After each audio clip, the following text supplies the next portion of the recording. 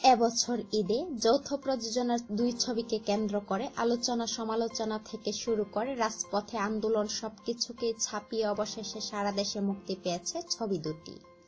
আন্দোলনকারীদের এত আন্দোলন কোনো কাজে আসেনি, বরং সিনেমা হলগুলিতে জিৎ ও সাকিবের রাজ চলছে।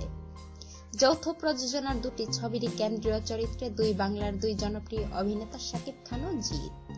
235টি সিনেমা হলে এই ছবি দুটি মুক্তি পেয়েছে।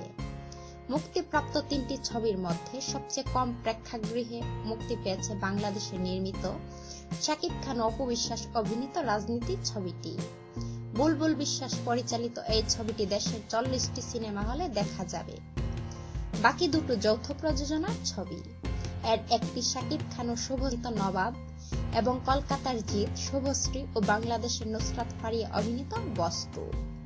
বাংলাদেশের জাজ মাল্টিমিডিয়া ও কলকাতার এসকে মুভিজ প্রযোজিত নবাব সারা দেশে 124টি সিনেমা হলে মুক্তি পেয়েছে এবং জাজ মাল্টিমিডিয়া ও জিতের প্রতিষ্ঠান জিৎ ফিল্ম ওয়ার্কস প্রাইভেট লিমিটেডের বস্তু মুক্তি পেয়েছে 111টি হলে।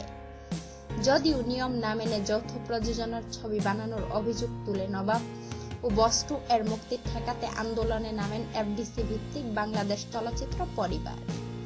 এমনকি তারা দুদিন সেন্সর বোর্ড ঘেরাও করেও রাখেন, কিন্তু পরে দুটি ছবি সেন্সর বোর্ড থেকে ছাড়পত্র পায়। আর এখন সিনেমা হলগুলিতেও ভিড় করছে দর্শকরা। ভিডিওটি লাইক দিন এবং শেয়ার করুন বন্ধুদের মাঝে। এমন অজানা আরো নিত্য নতুন তথ্য জানতে এখনই সাবস্ক্রাইব করুন আমাদের চ্যানেল।